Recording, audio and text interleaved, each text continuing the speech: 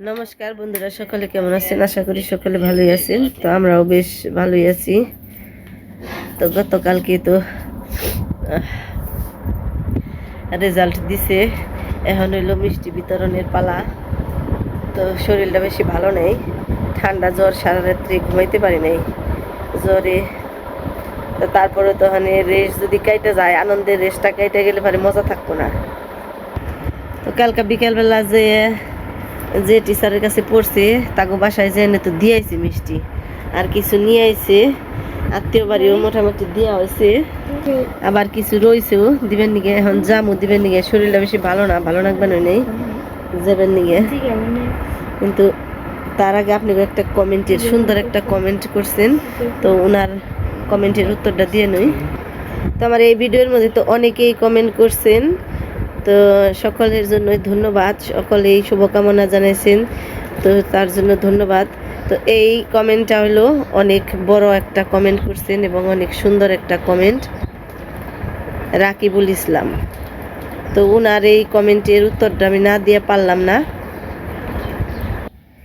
কারণ দেখেন এত সুন্দর লেখাটা উনি কত সময় ভরে এই কমেন্টটা লিখছেন, এত বড় একটা কমেন্ট। তো এই কমেন্টের বিষয়ে তো কিছু না বললেই নয়। তো তার আগে আগে ওরে বিদায় দেন তো, যা জাগা জাগা জাগা জাগা যা দেখে যাস। মোবাইল নিস, এই যে মোবাইল থেকে যাবেন সত, এই তো গনগে এটাই পারা যায় না। দো না বুঝলে কল দিস, 4 কেজি আনবি আরো। ঠিক আছে, দেখে যাস। টিয়া পকেটে ভর, মোবাইল পকেটে ভর, আর না জানিস চেন আছে না পকেটে, তাহলে চেন আটকা। মোবাইল অন্য পকেটে নে, টিয়া অন্য পকেটে নে। দেরি করিস না, ওই মন্দিরে অনেক থাকিস, আমরা উনি থাকুমু। অনেক সুন্দর একটা রোদ উঠছে। তো আপনার এই কমেন্টের উত্তরে আমি কিছু কথা আজকে কমু। তো যারা ব্লগ সিস্টেমের ভিডিও করেন বা অন্য ভিডিও করেন, সবাই কিন্তু সাজে গুজে ভালো জিনিসই দেখানোর চেষ্টা করে। তারপরে আবার অনেকেই আছেন এই সমস্ত কিছু পছন্দ করেন না। আমাদের নিজেকেও মানুষের মধ্যে দেখি যারা আমার সাথে আগে কন্ট্যাক্ট করতো, সবসময় ফোনে কথা কইতাম, এখন হয়তো বা ব্লগ করি দেখে অনেকেই দেখে কিনা জানি না, অনেকেই হয়তো কথাও কয় না এখন, বা খারাপ দৃষ্টিভঙ্গি দিয়ে দেখে না কি দেখে যে আমরা যেমন নইতে এই ভিডিও করে ছাড়ি। আসলে আমরা প্রতিদিন আমাদের জীবনে যে ঘটনাগুলো ঘটে, আমরা যে সমস্ত কাজগুলো করি, ওই সমস্ত কিছুই ভিডিওতে তুলে ধরার চেষ্টা করি। তবে আমাদের তো ওই রকম এত মেকআপ করে সাজগুজ করে ভালো শাড়ি টাড়ি পরে নিয়ে ওরকম করার মতো সিস্টেম হয় না। এই যা যা যা যা যা সর সর। আসলে প্রতিদিনের সকালবেলা উঠেই শুরু করি, এক এক সময় রাত পর্যন্ত করতে হয়, সময় যদি মেনটেনটা না হয়। আর আমরা গ্রামে থাকি, গ্রামে থেকে তো আর ওই রকম অন্য অন্য কিছু দেখাইতে পারবো না যেগুলো মানুষের মন আকর্ষণ করবো। আর ওই রকম আমাদের এই ইও নেই, কি কয় ওটারে, যে ওরকম দক্ষতাও হয়তো বা নেই। যেটুকু দক্ষতা আছে এই সাংসারিক জীবনের কাজকর্ম, এইসবই আপনাদের মাঝে তুলে ধরার চেষ্টা করি। তবে এগুলো হলো সবই হলো সরল এবং সাদাসিধে জীবনযাপন। এইরকম জীবনযাপনের মধ্যে থেকেও আমাদের মনেও ভালো কিছু আশা জন্মে, বা আমরা এই এত কষ্টের মধ্যে থেকে নিয়েও জীবনটারে কীভাবে উপভোগ করি, সব কিছুই আপনাদের মাঝে তুলে ধরার চেষ্টা করি। তো এই যে ধরেন আমার এই সাধারণ একটা ঘটনাই কই। আমরা কিন্তু আমাদের জীবনটা শুরু হয়েছিল, মানে আমার আর আমার কর্তামশার জীবনটা শুরু হয়েছিল শূন্য দিয়ে। যদি কোন যে একটা টাকাও আমাদের ছিল না যখন বিয়ে করে। তো এই শূন্য থেকে আজকে 26 বছরের জীবন, আমাদের দাম্পত্য জীবন 26 বছরের।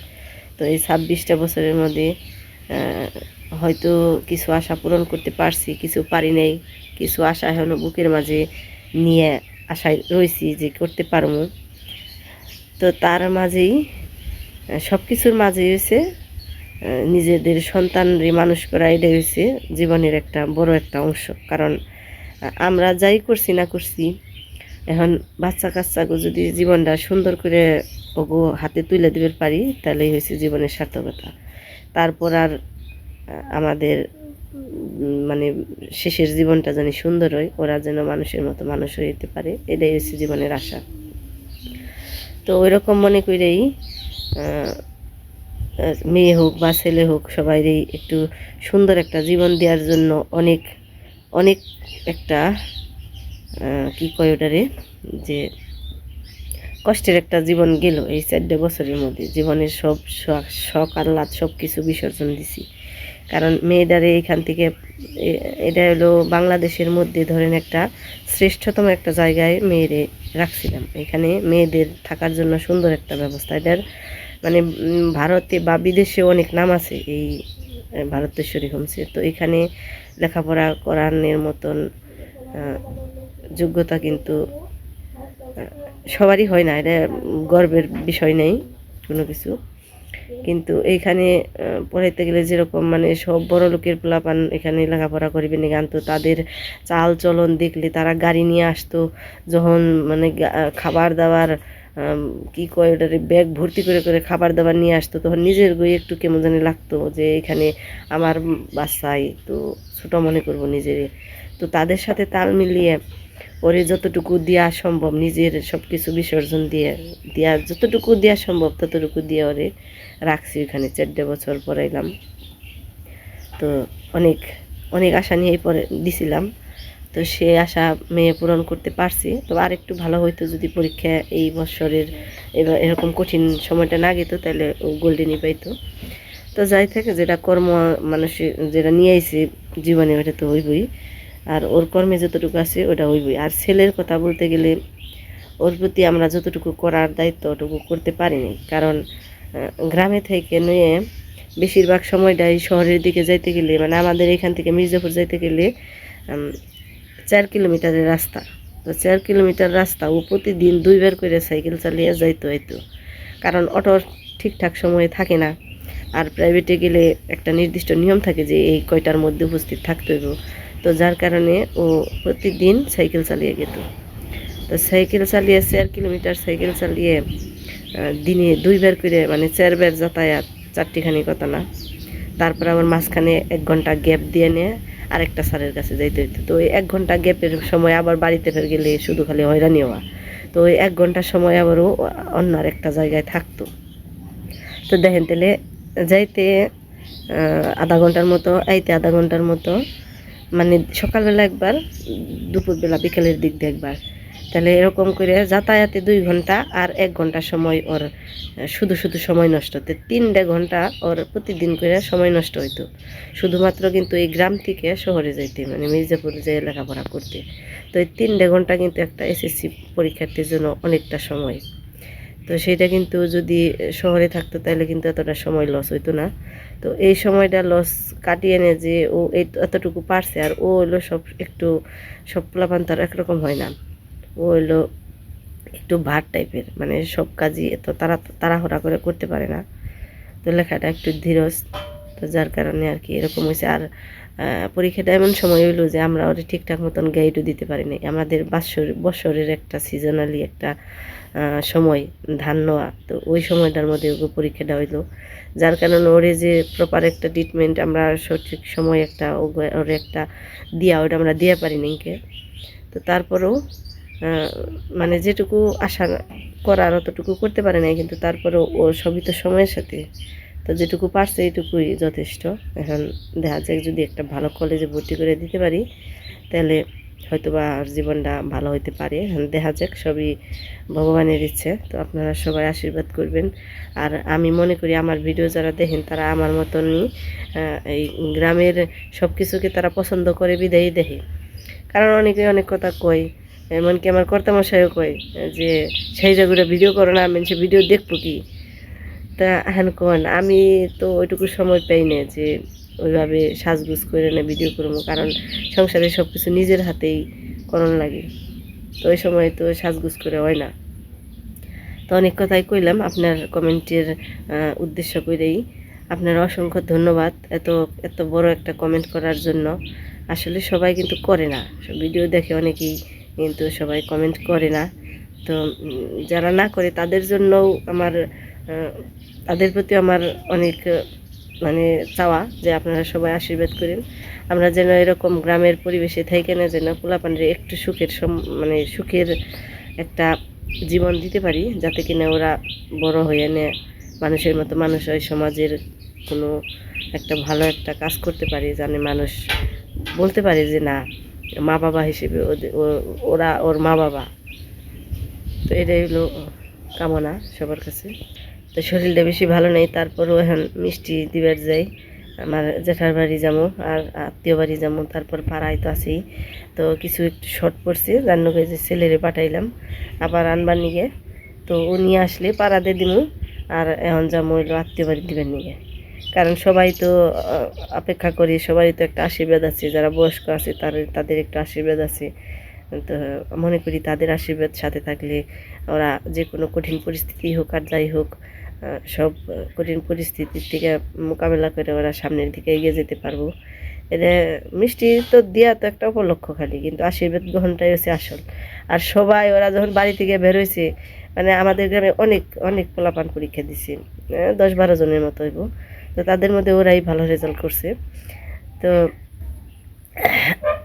যার সাথে দেখা হয়েছে তারাই ওর ওগু ধরছে, মিষ্টি খাবি না মিষ্টি খাবি না, এখন পোলাপান বাড়িতে এসে নে ই গেছে যে আর কত দেরি করবো। আর বাপে কয় 2 দিন পরে দিই, তার কাম হবো না। মেয়ে বায়না ধরছে না খালি অহনই নো অহনই দিয়ে আসবে। মানুষে সবাই কবে নিয়েছে মিষ্টি খাওয়াবে কবে মিষ্টি খাওয়াবে কবে। তো এখন পোলাপানের ওই কয় না যে আনন্দ থাকতে থাকতে দেওয়াটাই ভালো। তো যাই ওখানে দিয়ে আহি সবাই রে, আর একটু আশীর্বাদ নিয়ে আহি সবার কাছ থেকে। একেবারে পুল পাড়ি দিয়ে শুরু করলাম। এই যে দেখেন এইদিকের আবহাওয়া, হ্যাঁ দক্ষিণ দিকে তাও একটু বাতাস আছে, আর আমার ঘুম কি একেবারে বাতাস নেই। আর দেখেন এই যে কত জল হয়ে গেছে এই পাশে। যা যা যা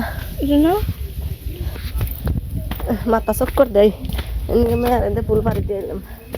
এন থেকে শুরু করি, এনকি থেকে শুরু করে দেয়। সবাই দিয়া প্রায় হয়ে গেলে এখন পাড়ায় কিছু আছে বাকি। তো এত সময় দিয়ে পোলাও হয়ে পড়ছি বাজার থেকে। তো এই যে রেডি করলাম, এখন নিয়ে যাবো আমাকে পাড়ায় দিয়ে শেষ দিই। তাই মোটামুটি মিষ্টি বিতরণ শেষ। তো পাড়ায় অর্ধেক দেওয়া হয়েছে, মানে পাড়ায় মোটামুটি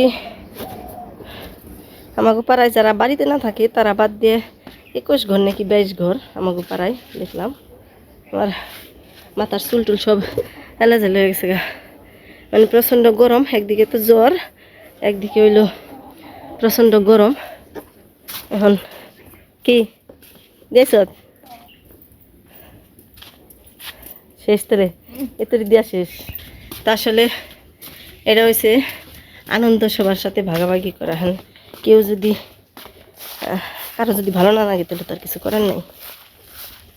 তো থাক, এটা হচ্ছে যার যার সমস্যা, আমাকে তো সমস্যা না। বেতে আছেন না তাহলে বেতে আছেন, ধরেন 2 জনের মিষ্টি রাখেন। হ্যাঁ না এখান থেকে দিয়ে যাই ওইছে, এখন খালি এই কয় বাকি রয়েছে। তাই ওই এমনি তাই কি হয়েছে, খালি মুখে আশীর্বাদ করবেন কে, খালি মুখে করবেন কে।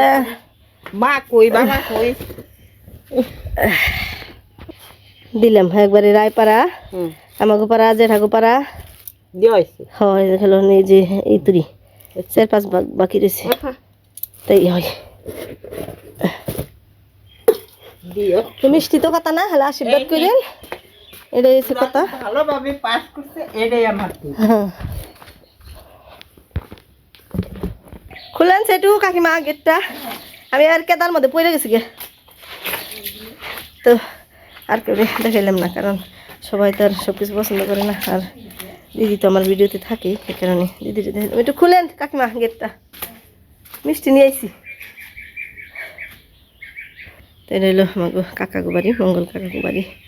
তো কাকিমারি দিয়ে যাই, ওনারা সবসময় মিষ্টি দিলেই গিয়ে না দিলে কি মন ভরে সবসময় আশীর্বাদ করে আমাকে নিয়ে গেছে, সবসময় আদর করে। বাইরে মিষ্টি মুখ করান শেষ, এখন বাড়িতে এলাম। বাড়িতে এখানে এত গরম, কারেন্ট থাকে না, আর রোদ প্রচণ্ড রোদ। এই যে দেখেন কীরকম রোদ, রোদে বাইরের দিকে না আমি সেই হার বানিয়ে নাকি এত রোদ। খাইলাম হলো অর্ধেক জাম্বুরা ছিল, গাছের একটা জাম্বুরা পারছিলাম, ওইটা দিয়ে এখন জ্বরের মুখে জাম্বুরাটা খুবই ভালো লাগলো। বড়মাক বাড়ি গেছি, বড়মাক গাছের একটা পেয়ারা খাইছি। এই যে গরুতে কেমন হয়েছে, এখন গরু বের করে নেবো, রান্না বাড়ি করবো আজকে। মোটামুটি আর কিচ্ছু রান্না বাড়ি করবো না আজকে, খালি এই যে মুসুরির ডাল আর পুঁই শাক ভাজি। পুঁই শাক আনছে বাজার থেকে, এই যে শাক ভাজি করবো শেষ, আমার আর কুলাইব না। এখন জানি না রান্না বাড়িটাও ঠিকঠাক মতন করা পারবো নাকি, যে রোদ উঠছে। আর ভিডিওটা আর বড় বানাইলাম না। সবাই ভালো থাকেন, সুস্থ থাকেন, আমাদের জন্য আশীর্বাদ করেন। আর আমার ছেলে মেয়ের জন্য একটু শুভকামনা করেন, যাতে ওদেরকে ভালো জায়গায় ভর্তি করতে পারি এবং সুন্দর একটা জীবনের শুরু হয় এখন থেকেই। সবাই আশীর্বাদ করবেন। আজকের মতো এখানেই শেষ করলাম। সবাই ভালো